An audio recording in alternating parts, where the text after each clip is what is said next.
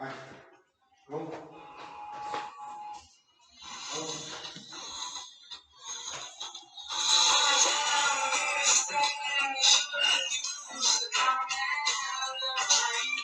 Ronaldo. Eu te chamo daqui a pouquinho.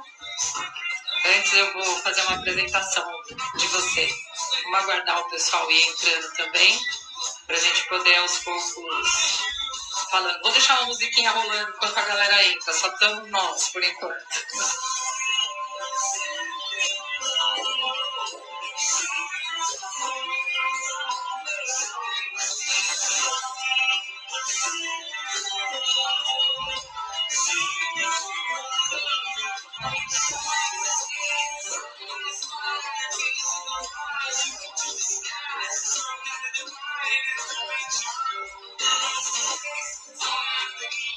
Vamos ouvir um somzinho enquanto a galera entra, enquanto o pessoal vai sendo avisado aí sobre a nossa live.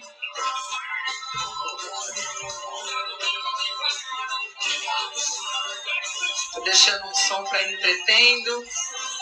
Logo mais a gente vai começando. Bem-vindo, Tiago. Obrigado pela audiência. Enquanto a gente espera aí o pessoal ser avisado da nossa live, deixar o Instagram trabalhar um pouquinho, né? Avisar o pessoal, a gente vai ouvindo um sonzinho. E daqui a pouco a gente começa. Vou esperar só mais alguns minutinhos.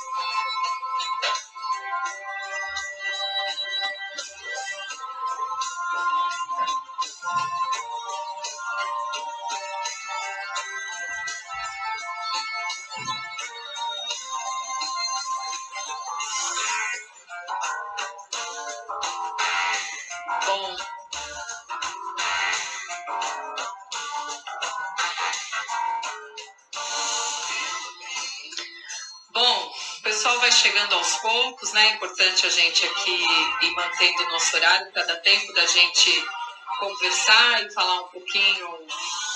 Olá, Tiago. Obrigada pela audiência, por estar aqui com a gente. Bem-vindo. É a primeira de muitas, espero que a gente possa usufruir dessa oportunidade aqui.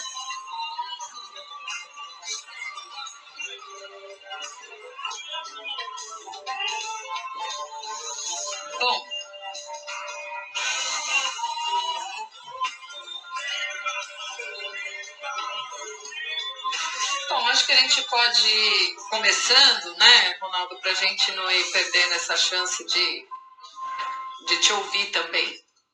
Vou abaixar o som aqui um pouquinho.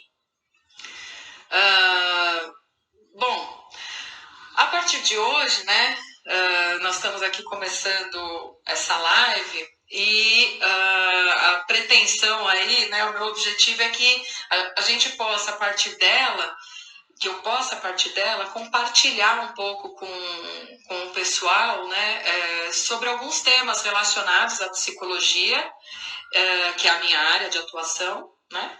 E dentre eles, né, poder falar também um pouco de dependência química, né? Não é novidade aí para ninguém o quanto que há um avanço e um crescimento estrondoso, né, do uso e também dos problemas relacionados ao uso de substâncias psicoativas hoje em dia no mundo, né? Não só no Brasil. Então,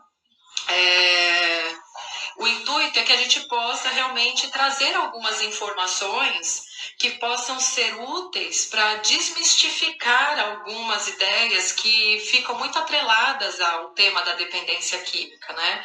E para estrear com chave de ouro, né, a live de hoje, eu convidei um parceiro, que foi um parceiro que essa minha trajetória de quase 10 anos trabalhando com dependência química me deu, mas hoje eu posso dizer que ele também é um grande amigo que esse trabalho com dependência química trouxe, né?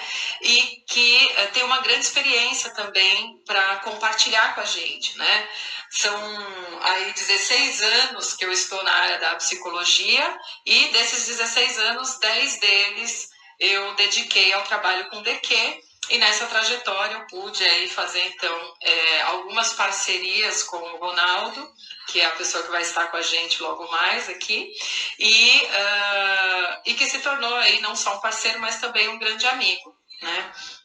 O Ronaldo, ele foi por muitos anos, na verdade ele foi por 15 anos voluntário do Amor Exigente e chegou também a ser diretor de comunicação do Amor Exigente. Né? Para quem não conhece, o Amor Exigente é um grupo de mútua ajuda que voltado para dar apoio e suporte a familiares de dependentes químicos, né? E o Ronaldo foi uma pessoa bastante atuante nesse grupo. Atualmente, ele está trazendo e iniciando no Brasil um projeto, né, já existente há muitos anos nos Estados Unidos e no Canadá, que é o MAD, que é o Mothers Against Drunk Driving, né, que é uma organização sem fins lucrativos e que trabalha com ações de impacto social para reduzir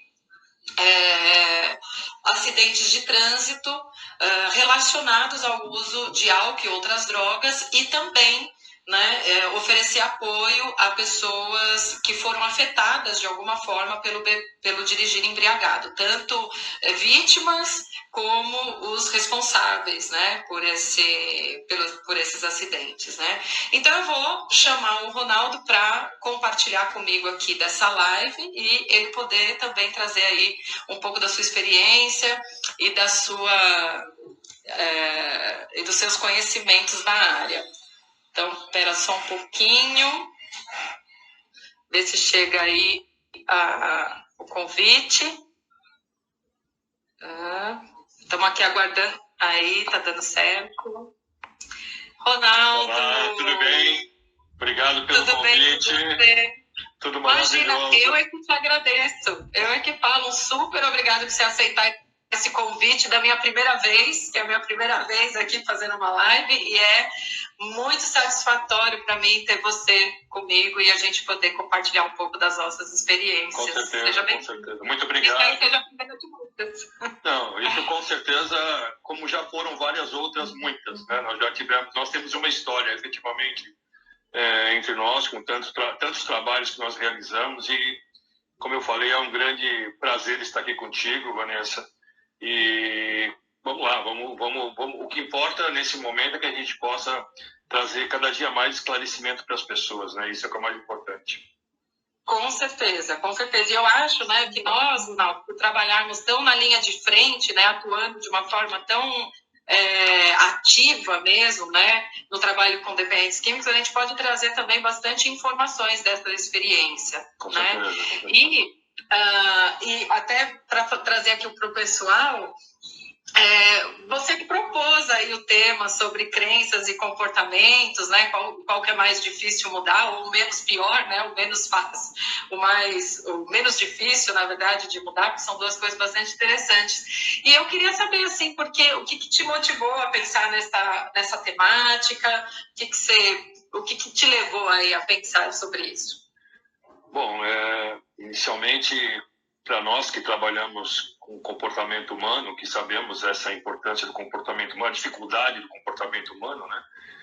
E eu me ativo, então, voltando a isso, pensando naquele meu começo, quando a primeira vez, passando por um processo onde eu estava encontrando em casa uma série de dificuldades por comportamentos atípicos de pessoas que pudessem estar usando droga ou pudessem estar passando por alguma situação difícil, eu procurei um grupo de apoio, porque quando a gente chega no estágio de procurar um grupo de apoio é porque normalmente a gente já não está encontrando a solução dentro de casa.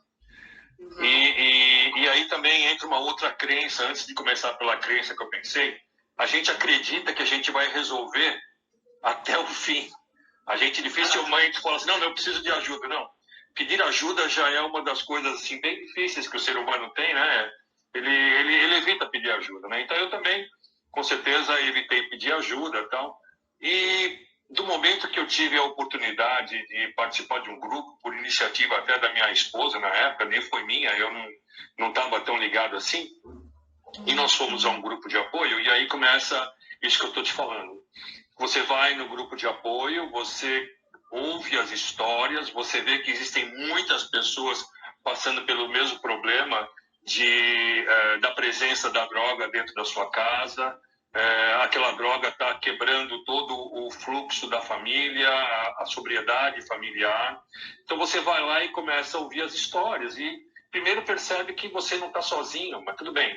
E aí você continua ouvindo e naquele processo você começa a vamos dizer assim, não diria nem se empoderar, você começa a entender que o que está acontecendo com os outros, está acontecendo com você, pode ter alguma saída. Você não sabe exatamente o que está acontecendo no momento. Então, você vai, entra no grupo, ouve a história dos outros, e aí, quando acabou o processo, para encurtar um pouco, mas você participou do grupo, você vai lá e fala, puxa, descobri qual é o problema. Eu sei qual é o problema. O problema é esse, a pessoa é assim, assim, assado. Você começa a vislumbrar essas coisas dentro daquele momento que o grupo te mostra, né? E por que eu estou dizendo, e por que para mim foi importante esse tipo de tema?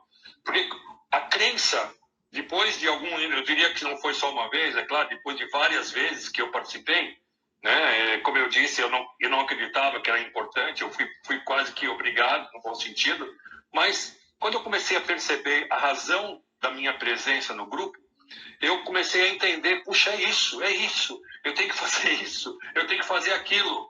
E aí eu voltava para casa, voltava para o ambiente que ainda está, vamos dizer assim, contaminado por aquela situação, e eu não conseguia atingir o objetivo. Então eu percebia que uma coisa era eu entender rapidamente, puxa, acredito, eu preciso mudar, eu preciso fazer isso, eu preciso fazer alguma coisa. Mas aí você chega e volta para o ambiente e você não consegue colocar em prática o comportamento que você sabe que é necessário, né? Mas, né, você está começando, tudo bem, a gente sempre fala, não, a pessoa está começando agora, nesse momento eu estou em aprendizado, eu não sei exatamente o que acontece comigo. Então, você acredita, você está na crença de que a solução pode ser por aquele caminho, mas você não consegue fazer o seu comportamento ser coerente com a sua crença. E aí, foi por isso que começou a ideia desse tema, entendeu? Crença e comportamento, né? O que é mais fácil, para mim fica muito claro, né? É mais fácil eu acreditar que eu preciso mudar do que mudar efetivamente. E aí fica a pergunta, né, doutora Vanessa, mas por quê? Né? O porquê é importante. E claro, depois de tantos anos, não foi só a minha pessoa, né? Todas as pessoas que chegavam no grupo, aí já com algum tempo, você percebe esse mesmo comportamento. Primeiro a pessoa vai, a pessoa chega, ela absorve a orientação do grupo, absorve como é que fala, a técnica, absorve tudo. Mas colocar em prática é o lado mais difícil desse processo. Ou seja, a crença é muito rápido, você tem a crença muito rápido, mas e o comportamento? Então, foi por isso que eu achei interessante, porque já que nós trabalhamos há muito tempo junto, e eu tenho certeza que você pode me ajudar agora a entender um pouco por que eu demorei tanto, né? Porque realmente demorei e muitas vezes acontece aquela situação de nós familiares, mesmo que você tenha absorvido e feito mudanças na sua vida para fazer diferente, você também recai no comportamento, assim como a pessoa recai no uso da droga, né? Porque é a mesma coisa. Então, foi por isso que esse tema me pareceu muito relevante, porque ele é um tema que se apresenta continuamente em todos os grupos. E uma coisa interessante, assim, para mencionar fortemente, doutora Vanessa, é assim: a pessoa vai, a pessoa percebe a importância do grupo, ela começa a praticar, ela começa a mudar o comportamento dela, ela está até melhorando. E aí a outra pessoa que também faz parte do processo também começa a melhorar. E aí essa família, ou eu, ou qualquer um, a gente tem a tendência de aliviar todo aquele conhecimento, todas aquelas regras que a gente pôs. E isso que me parece importante, interessante, e é por isso que eu achei que a gente podia levar uns minutos aí conversando um pouco sobre isso, porque eu acho que, de alguma forma, Roberto, um beijo, A Roberta, nossa querida. Aí a Roberta, oi Roberta! Eu já vi algumas pessoas entrando, já vou até dizer, eu vi o Álvaro, meu querido amigo, meu grande amigo, a Lúcia, minha esposa, e outras pessoas. Thiago Bianchetti, nossa, né? Bom, então é isso. A minha sensação é sempre essa, porque como trazer para as pessoas nos grupos, como trazer para as pessoas nas comunidades que a gente visita, ou mesmo num bate-papo, né? Como descobrir, né? Claro que não é um fato de descobrir, eu acredito, mas como conseguir levar a minha vida, que instrumento eu tenho que ter para que eu possa me manter sóbrio, né? Continuamente, né? Isso que talvez seja e não simplesmente, como eu falei muitas vezes, muda o comportamento, começo a mudar. Aí eu já me sinto gostoso, me ancoro na minha crença, esqueço o meu comportamento e retorno. Opa! E aí a gente percebe que houve um problema na vida da gente quando a gente simplesmente volta atrás, né, achando que mudei o comportamento, retomo as minhas crenças, mas não formei nenhuma base de raciocínio lógico para me manter naquela postura. Então é isso. Crença e comportamento. É muito fácil mudar um outro, qual mais fácil? Foi isso que eu queria que você e eu conversássemos um pouco. Não, eu acho excelente o tema que você propôs, Ronaldo. Primeiro, assim, que você tem experiência como coordenador de grupo que você foi, né, por você ter trabalhado muito tempo junto às famílias, então você teve aí a oportunidade de também ver as dificuldades que o ser humano passa, não diria nem que a família de dependente químico apenas, né, mas que o ser humano passa para poder fazer as mudanças necessárias, né, e que sejam benéficas para todo o sistema. Né? É claro que sempre começa por nós, né? Então, ainda mais agora, né, em tempos de Covid-19, né, o que a gente tem visto é cuide de você para que você possa estar apto, inclusive, para cuidar do outro.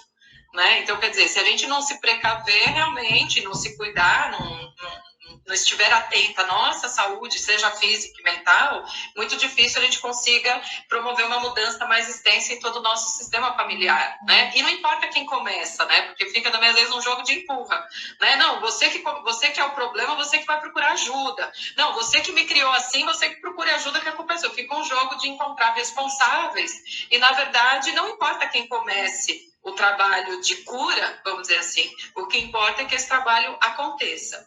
E aí, eu acho que é importante, o tema é exatamente por isso, porque você teve essa oportunidade de ver as dificuldades das famílias, né? Não só você passou provavelmente por isso, e a gente passa em vários níveis da nossa vida por essas dificuldades, mas também porque esse trabalho acaba sendo desgastante, porque a impressão que dá é que por mais que a gente faça, os resultados às vezes demoram a aparecer. Né? E isso não é só o sentimento de quem está ajudando as famílias, seja voluntário ou seja o especialista, mas às vezes a própria pessoa que está se submetendo ao processo, ela também às vezes tem dificuldades de aceitar que isso é um processo e que às vezes demora para que o resultado apareça. Né? Então eu acho importante o tema, porque a gente tende exatamente a separar essas duas coisas, né? Como se crença e comportamento fossem coisas diferentes, né? Como se fossem, não diferentes, como se fossem coisas que funcionam de uma forma autônoma uma da outra.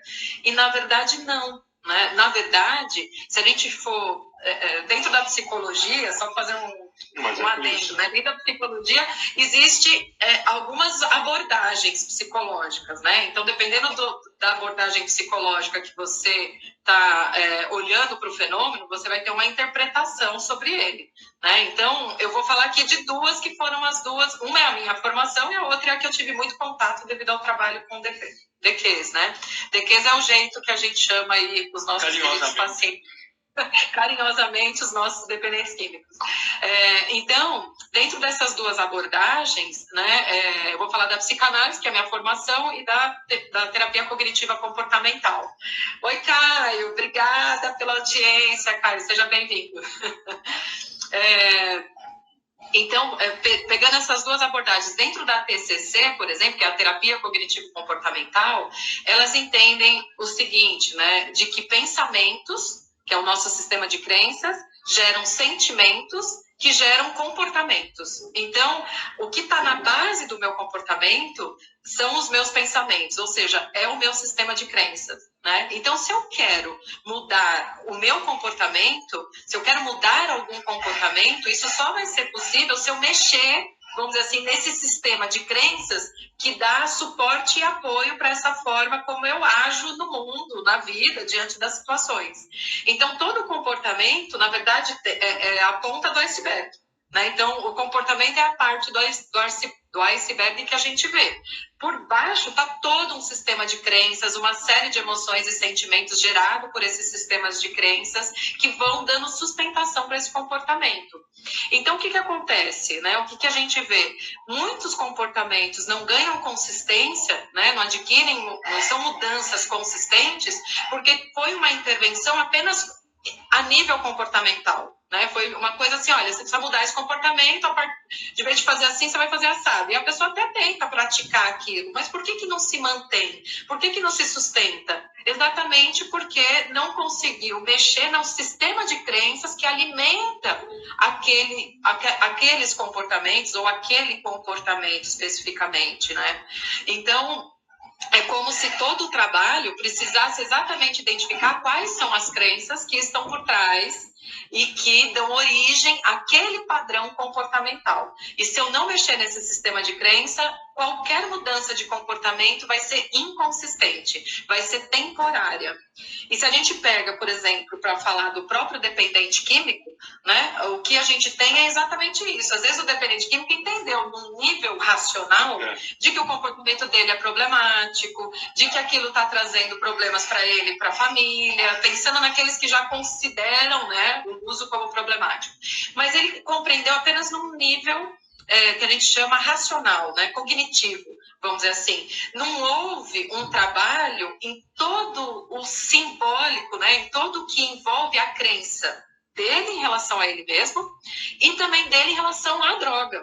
Então, assim, se mesmo sabendo que é prejudicial, que está prejudicando, que está não sei o que, por que ele não muda o comportamento? Porque não é isso que está na base do uso ou do não uso, saber se faz bem ou se faz mal, saber se traz prejuízo ou não traz prejuízo. O que está na base, o que sustenta o comportamento de uso, são as crenças dele relacionadas a ele mesmo, as crenças relacionadas à droga e aos efeitos que a droga pode proporcionar para ele e também ao seu sistema de crenças, às suas crenças relacionadas à sua visão de mundo, né? E é isso que a gente chama sistema de crenças, né? Então, são várias crenças sobre si, sobre o outro, sobre o mundo, que alimentam determinado comportamento.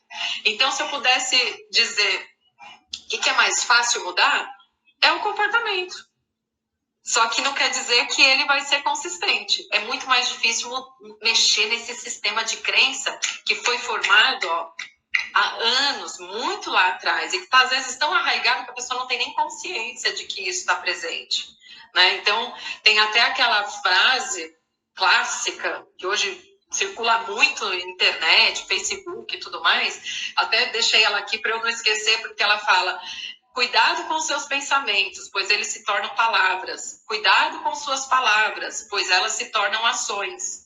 Cuidado com as suas ações, pois elas se tornam hábitos. E cuidado com os seus hábitos, pois eles se tornam o seu caráter, né? Então, quer dizer, aquilo que eu faço repetidamente é o que vai formando o caráter da gente também, né? E tudo começou pelo sistema de pensamento. Então, o que eu penso determina todo o resto, toda a cadeia, né? Então, quer dizer, se a gente pensasse numa pirâmide, o que eu penso é o que está na base da pirâmide, vamos dizer assim, é o que dá sustentação para todo o resto. Por outro lado, nem todo pensamento é consciente.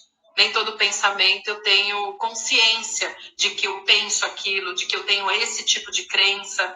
Aí já entra um pouco, né, vamos dizer assim, essa parte mais psicanalítica do entendimento do sistema de crenças, né? Existe uma parte que é inconsciente nossa, que a gente pensa que isso está presente, que isso atua no nosso psiquismo e que acontece num nível totalmente de bastidor.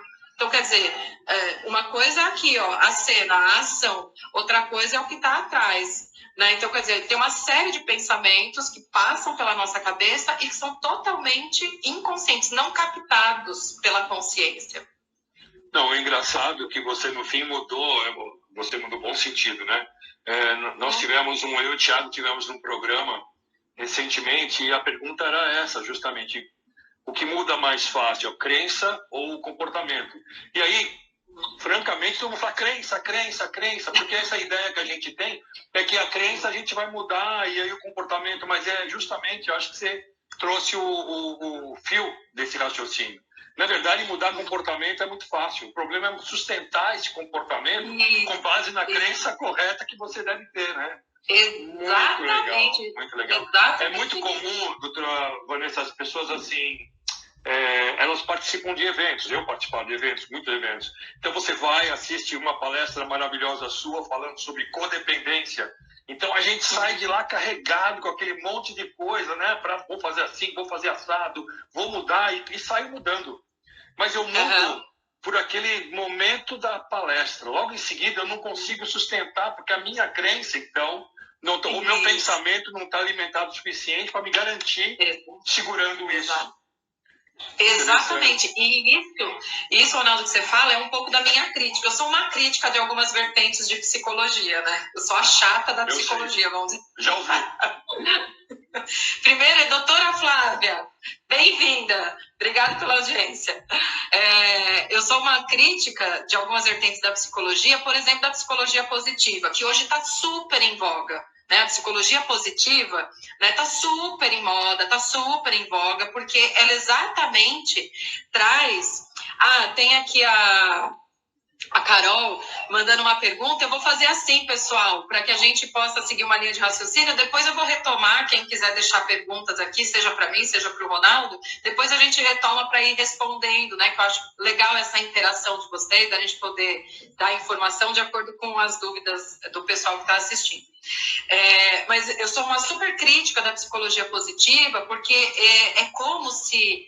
É claro que não é tão reducionista da forma como eu vou colocar, mas é como se eu alimentasse pensamentos positivos a meu respeito, positivos em relação a determinada situação, que eu começasse a considerar os aspectos benéficos de determinada situação e tudo mais, fosse a solução. Né? Então, e a minha crítica, por exemplo, também à terapia cognitiva comportamental, né, é exatamente de que eles falam muito de crença disfuncional, que dá origem a comportamentos disfuncionais.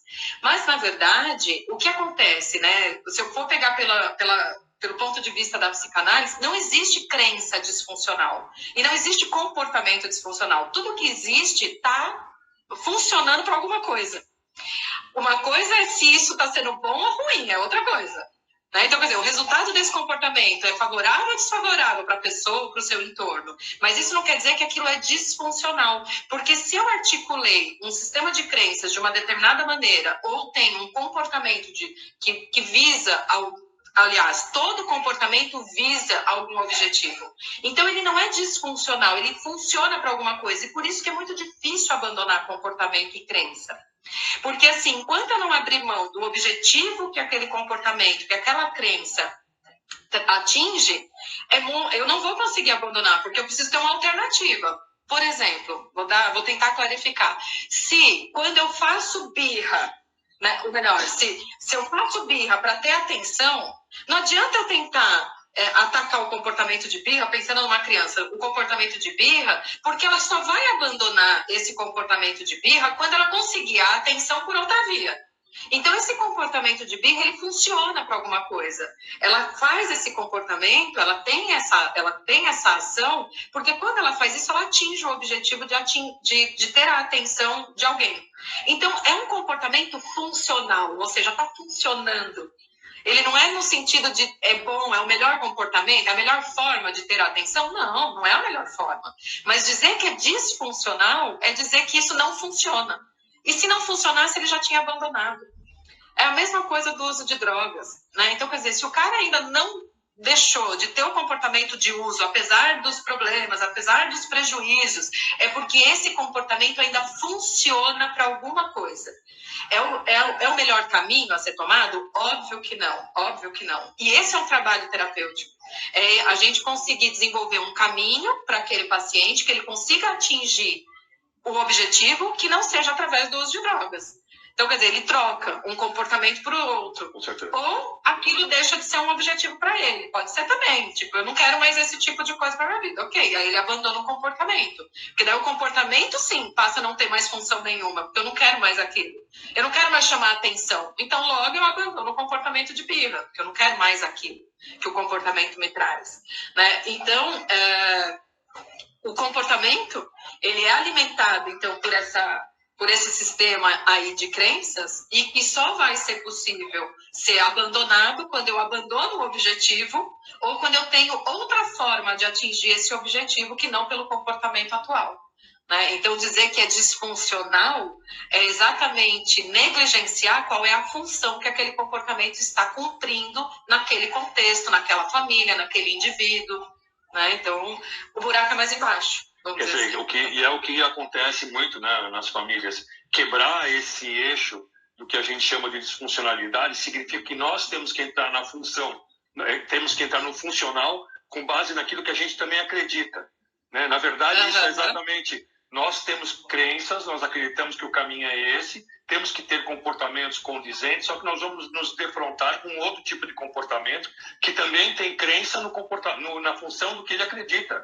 Então, quem é o mais forte, né? Tem que ver, esse é o momento que você mais se impõe. E eu acho que isso na codependência é muito claro, né? Por mais que a pessoa, você sabe, a gente trabalhou naquela época na prefeitura, atendendo o programa Mães da Luz, né? E era muito comum nas pessoas mais humildes, principalmente, mais humildes, elas não conseguiam sair, elas tinham uma crença total do que aquele rapaz, aquela filha estava com problema, era sério, ela precisava ajudar, mas o comportamento dela, por mais que ela tentasse mudar, ela sentia que ela não estava protegendo a partir dali aquela pessoa. Então, me parece, olhando agora isso que você está falando, que a mudança do comportamento faz parte justamente desse, vamos dizer assim, dessa introspecção sua sobre o que é realmente melhor para aquela pessoa. Né? E isso talvez seja o momento que a gente vacila muito. Uma outra coisa que você falou que é interessante é isso. Se a pessoa que está com a atitude que para nós é disfuncional, mas que é funcional no caso dela, de que momento eu me contraponho para tentar ter uma linha comum? Quando tem perdas, talvez, que isso começa a parecer mais forte, né? Mas é muito interessante. Agora, você trouxe hoje realmente uma coisa muito legal, Vanessa, que é a ideia do comportamento e da crença com base naquilo que nós estamos falando, né? Muito legal mesmo. Isso que você falou é muito importante. Você falou, mas em que momento, então? Porque se aquilo funciona para aquela pessoa porque atinge um objetivo, em que momento que eu me contraponho a ela, né? Aviso que, olha, não é assim. É exatamente tentando mostrar para ela, e obviamente que isso é um trabalho mais terapêutico, né, psicoterapêutico, de promover essa discrepância, né? Então, que nem você falou assim, às vezes ela tem uma crença, você falou do cuidado das mães da luz lá, né? A questão do cuidado, delas sentir que estão abandonando, que não estão mais cuidando, tal. Então, o que é cuidar? Né? Qual é a sua crença de cuidado?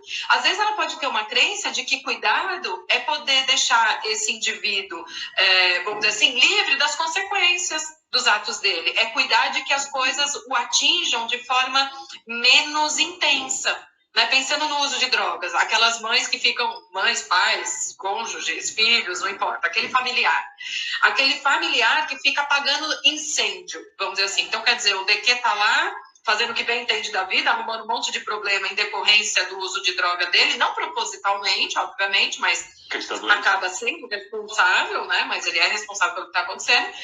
E esse familiar começa a tentar apagar esses incêndios, né? Tentar fazer de uma forma a minimizar o impacto dessas consequências. Entendendo que dessa forma ele está ajudando, ele está cuidando. Então ele não se dá conta, ele tem uma crença de que o cuidado é isso. Então, se eu começo a questionar o que é cuidar para você, porque às vezes ele está achando que está cuidando, não é que ele acha que não está cuidando, ele tem plena certeza que aquilo é cuidar. E se eu falo para ele, não, você tem que largar de mão, você não pode fazer isso, ele vai olhar para você e falar, não, mas eu estou abandonando meu filho, meu marido, quem quer que seja. Eu estou abandonando, eu estou deixando de cuidar. Então, pera, vamos entender qual é a sua crença. O que é cuidado para você? O que é cuidar para você? Porque é isso que alimenta a forma como ela se conduz. com o filho, com o marido, com a esposa, enfim.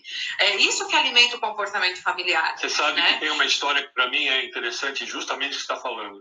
Eu lembro bem dessa cena, eu estava sentado e entrou um senhor vestido como mendigo e morador de rua. E aí ele chegou, sentou do meu lado e começou a contar a história dele, né? Nós estávamos no meio da luz lá. E aí ele contou que ele tinha um casal de gêmeos, meninos, que eles eram adictos, viciados, tal, e que ele morava junto com eles, tal, e que ele ficava muito preocupado, que eles saíam para usar droga, aquela coisa toda. E aí um belo dia, mas ele já não aguentava mais aquela situação. Um belo dia ele falou assim para mim: eu não aguento mais com vocês aqui dentro de casa. Eu não quero mais saber de droga aqui em casa, não quero que use mais droga aqui em casa, eu não aguento, pá. Só que aconteceu o seguinte, num dado momento, ele sentiu que se ele pusesse eles para fora, eles iam ficar muito vulneráveis a perigos, e ele resolveu ir morar na rua. Esse senhor morava 6 meses na Praça da Sé, na rua. Ele não era uma pessoa ignorante, não, mas essa foi a condição dele enxergar a crença do cuidado que ele ia ter com as crianças, deixar eles dentro de casa, protegidos, dele, né? Protegido dele, talvez, né? Dele. Usando droga. Então, é interessante isso que você está falando. É justo aqui qual é a minha crença, no sentido de fazer... Exatamente isso. Então, e qual é o papel, então, que determinado comportamento cumpre para você? Né? E aí tem a pergunta aqui da Carol, né? E é importante, foi uma das coisas que eu dei destaque aqui, é que sim, as crenças, elas são formadas a todo momento, mas principalmente as principais crenças, elas são formadas na infância. Então, inclusive isso, o que eu entendo de cuidado está muito ligado às experiências de cuidado que eu tive desde pequenininha, desde da primeira infância, né? Então, quer dizer, eu vou entendendo, eu vou formando conceitos desde que eu venho ao mundo. Só que nem toda crença, ela está relacionada a reforçadores externos, né? Então, quer dizer, não é que necessariamente se eu tive uma determinada experiência, é isso que formou a crença e dá sustentação para a crença, porque o que eu encontro em consultório, enfim, nos atendimentos, é que muitas das vezes histórias de vida, vamos dizer assim, entre aspas, não condiz com as crenças que aquele indivíduo tem sobre alguns aspectos. Então, vamos supor, às vezes é uma pessoa que foi super amada, teve carinho, teve atenção, não quer dizer que não houve problemas, que não houve conflitos no decorrer da vida, mas assim, de modo geral, ela teve o que a gente chama ali de um desenvolvimento suficientemente bom, e no entanto ela tem uma coisa bem-sucedida, uma vida bem-sucedida, né, em vários aspectos afetivos, enfim, e no entanto ela alimenta às vezes crenças de desvalor, de depreciação de si. Só que se você pega o histórico, mesmo conversando às vezes com o próprio familiar, se você pega o histórico, você vê, mas por que ela se sente tão má, né? Tem tanto falta de amor próprio, se ela foi amada, se ela foi suprida disso. Então você percebe que nem toda crença ela é formada a partir de uma experiência concreta, né, do lado de fora. Mas sim, claro, toda experiência concreta vai reforçar, vai dar incrementos para a crença. Então, se eu já tenho desamor por mim, e de fato tive uma mãe, um pai, ou situações onde eu não fui suprida de carinho, de amor, de afeto, obviamente que eu vou me sentir ainda mais lixo, vamos dizer assim. Vai reforçar aquilo que eu já imaginava. E por isso, aí de novo, por isso a minha crítica, muitas vezes, a algumas abordagens que coloca como sendo uma coisa de fora para dentro, né? Como assim? Então, se eu mudar o contexto, eu mudo a minha realidade. E não. E muitas vezes isso até piora o quadro da pessoa, porque ela se vê numa situação favorável e ela não consegue se sentir bem. Ela continua não conseguindo se sentir bem, seja com a questão que for, né? Então, quer dizer, e aí ela começa a olhar para isso e falar, pensando, nossa, mas eu tenho tantos motivos para me sentir abençoada e, no entanto, eu sinto raiva, tenho revolta, ou seja, ela se sente agora, além de tudo, culpada, porque ela tem um ambiente favorável e não Antes consegue... ela não tinha um ambiente favorável, ela reclamava, agora o ambiente está favorável, ela...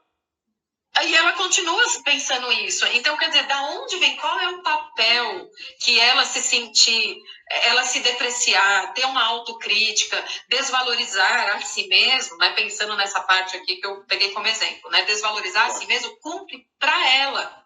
Qual é o papel que isso tem para ela? Porque, olha, você é amada, todo mundo elogia o seu trabalho, você é reconhecida. Não, eu sou um lixo, eu sou uma fraude, eu não sirvo para nada. Ela continua alimentando aquilo. Então, quer dizer, não é por falta de reforço positivo, vamos dizer assim, né? De reforço externo. Não, é uma questão de relacionamento dela com ela mesma, que mesmo que a situação externa seja favorável, não muda a crença dela. Então, quer dizer, qual é a função que essa crença exerce para ela, né? Então, quer dizer, esquece o lado de fora. Vamos entender o lado de dentro.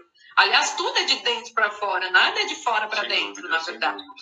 Você sabe que nos grupos de apoio que a gente sempre tenta trabalhar é justamente isso, para que a pessoa continue indo no grupo, para ela conseguir, a partir dessas visitas, a partir dessas conversas, a partir das partilhas, criar esse tipo de... mexer na sua crença, começar a trabalhar exatamente o que ela está buscando. Primeiro, ela tem que ter consciência do que ela está buscando. Segundo, aquilo que você falou também, o que é cuidado para ela. Ela tem que ver, vamos ver se o que ela acredita que é cuidado para ela vai realmente ajudar o outro. Porque também temos muitos casos nos grupos em que as famílias acabam prejudicando o tratamento, às vezes, da pessoa, porque a ideia de cuidar dela, a crença dela de como ajudar, é totalmente fora do critério de apoio que a pessoa precisa, né? Então, esse comportamento de crença...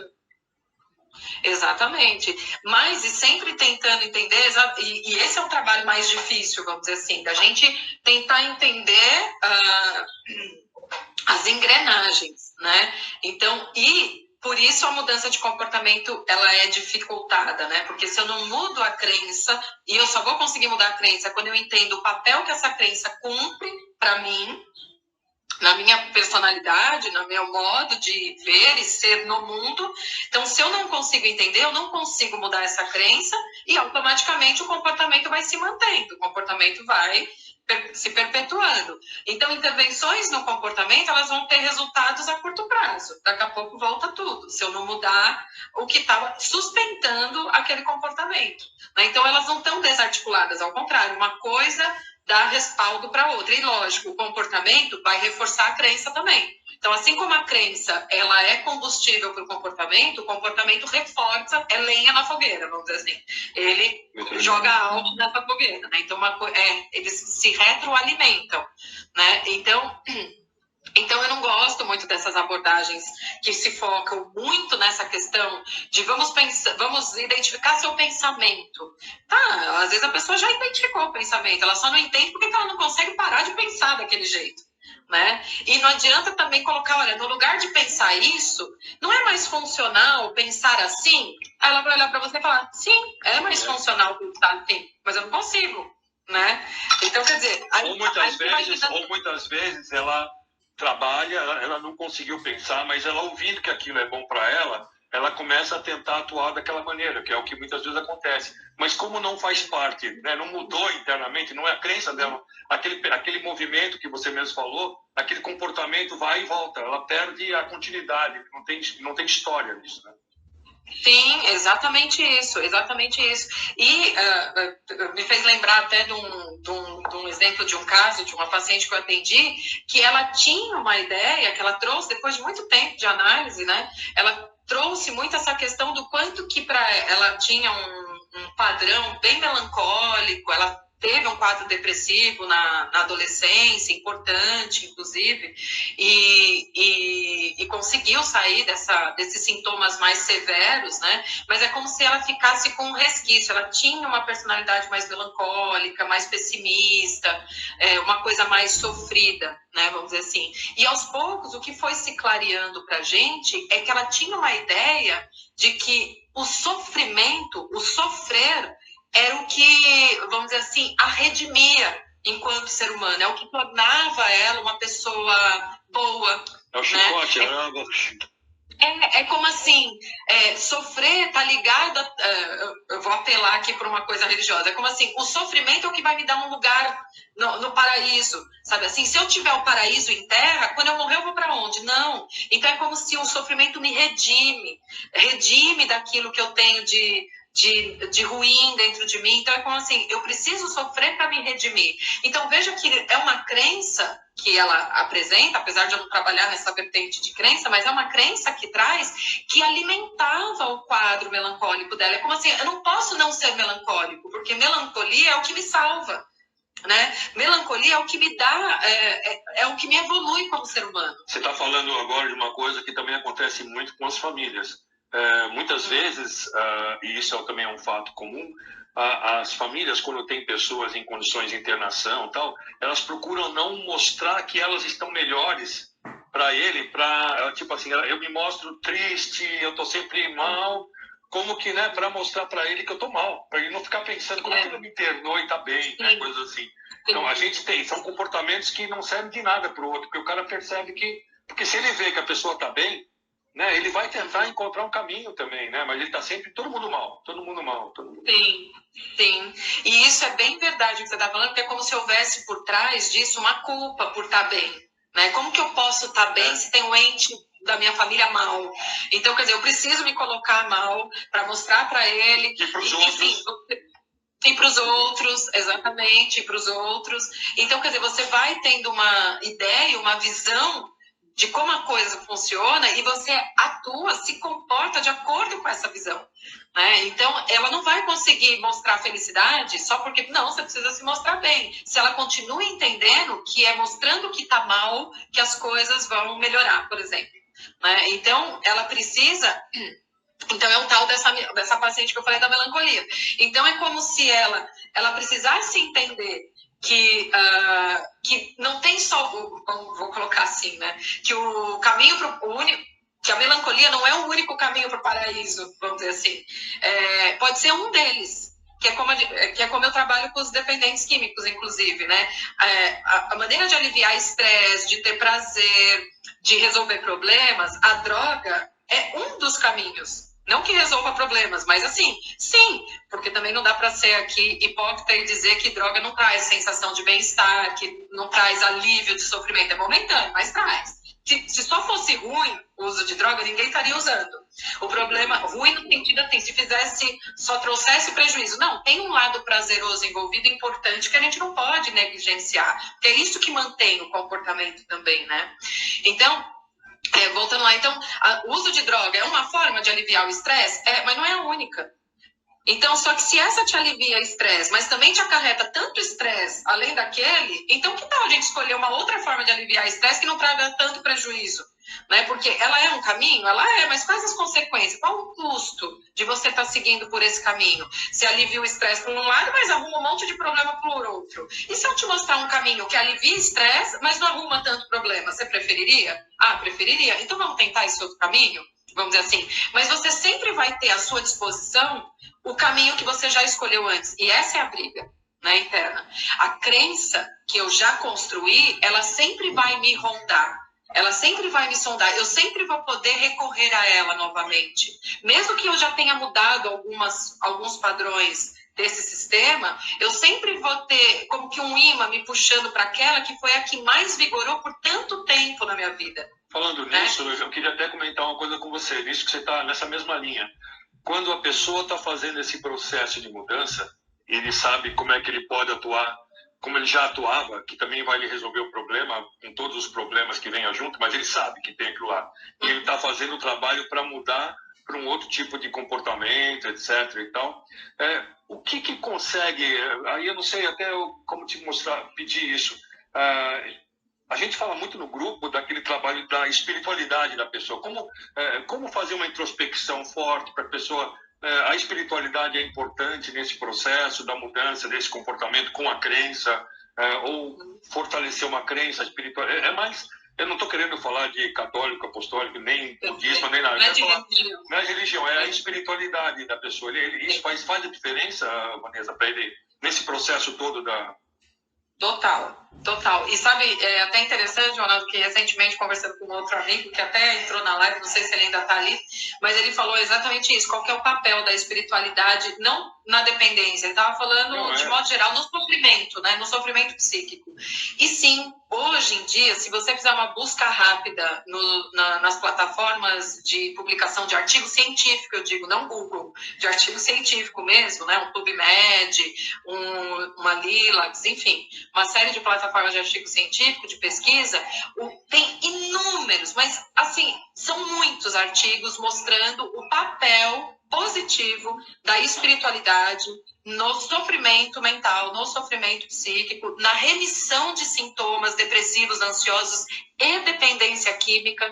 Tem muita pesquisa já divulgada, comprovando o quanto que você desenvolver um sistema de crenças espiritualizada, né, te dá aporte para que você consiga se comprometer com uma série de processos. Porque, veja, realmente não estamos falando de religião, mas a questão da espiritualidade é o que dá um sentido para o nosso fazer, para as coisas, até mesmo de encarar os problemas, não só o sentido de fazer uma mudança comportamental, mas o sentido assim, que papel que cumpre esse problema hoje na minha vida? Por exemplo, pensando no que está acontecendo no mundo, né?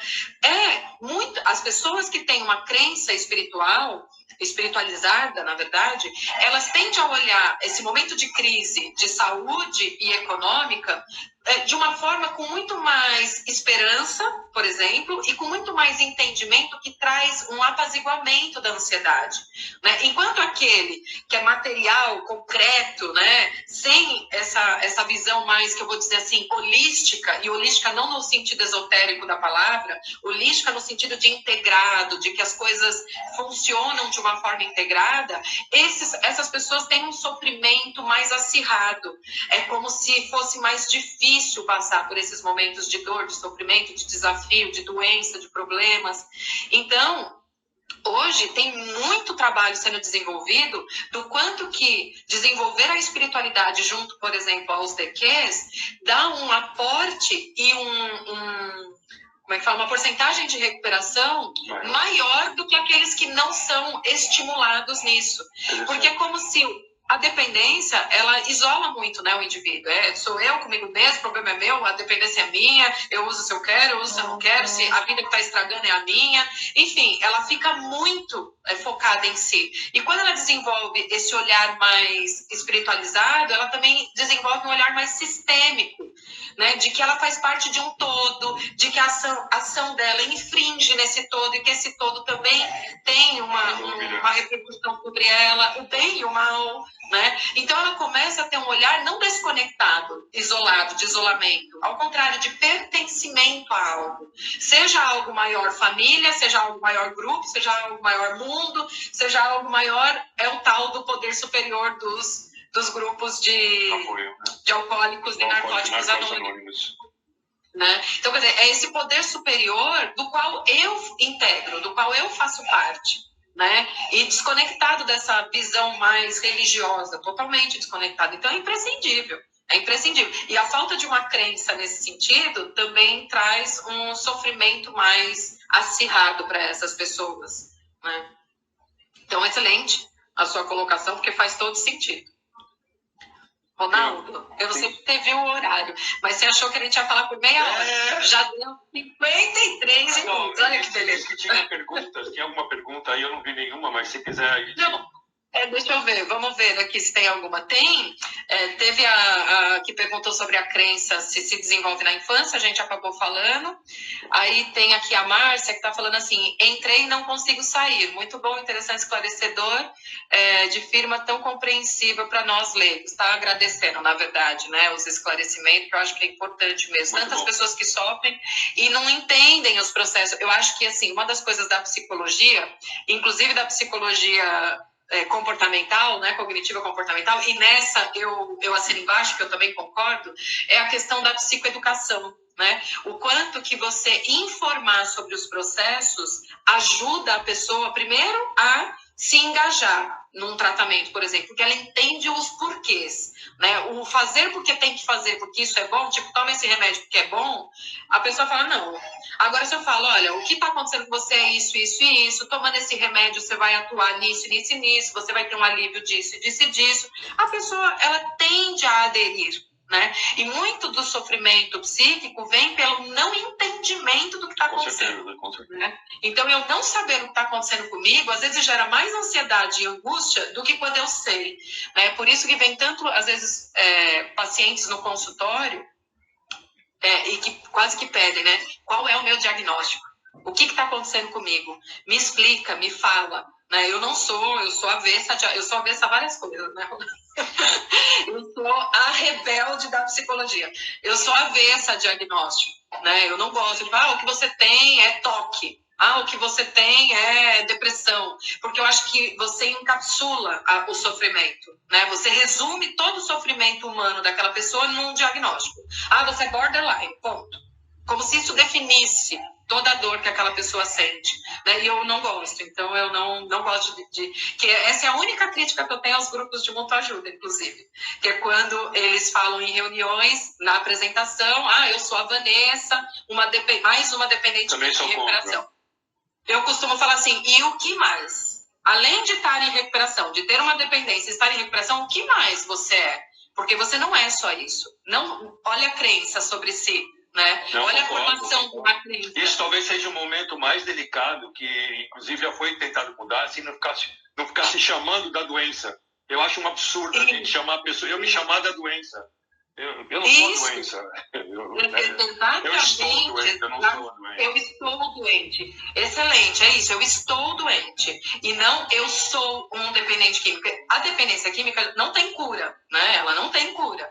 Mas ninguém se apresenta assim, oi, eu sou a Vanessa, uma hipertensa em remissão. Eu falo, eu me defino pela hipertensão só pelo fato dela ser crônica? Eu não me defino.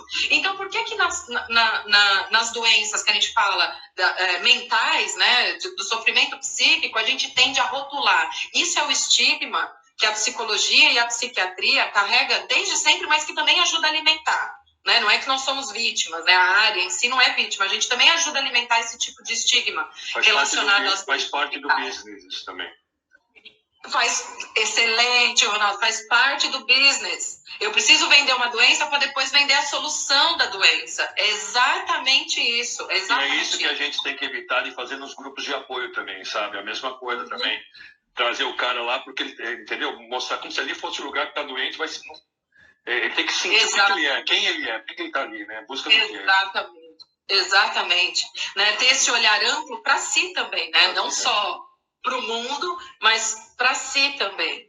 Né? Então, acho que veja como a todo momento, no dia a dia, sem perceber ou percebendo, nós estamos alimentando ou não crenças, né, que geram sofrimentos. Né? E aí eu puxo para mim, né, nós como profissionais da área da saúde, nós somos agentes de promoção de saúde. Eu tenho que falar em saúde, não em doença. Né? O problema é que hoje o que vende é doença. Né? O que vende é a doença. Ninguém fala de saúde porque saúde não vende. E quando vem alguém falando de saúde, ele geralmente é atacado. Né? Então, geralmente, você sofre ali com os ataques porque você está quebrando uma coisa que é mercadológica. Né? Então, quer dizer, você está quebrando o meu mercado. Né? Não vem você falar de saúde porque eu vivo da doença. Isso né? mesmo. Bom, então, chegando nessa hora, eu diria que foi uma coisa maravilhosa.